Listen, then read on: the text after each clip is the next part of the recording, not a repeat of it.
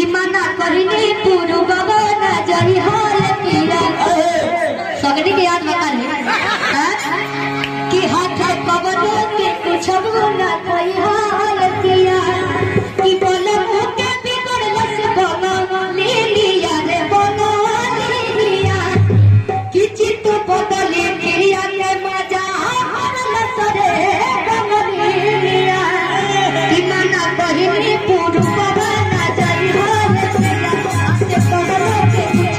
ना कोई हाल किया बोले मुके बिगड़ लस बना ले लिया रे बना ले लिया चित बदले क्रिया के मजा हरल सरे बना ले लिया चित बदले क्रिया के मजा हरल सरे बना ले लिया याद होले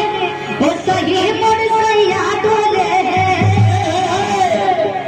याद होले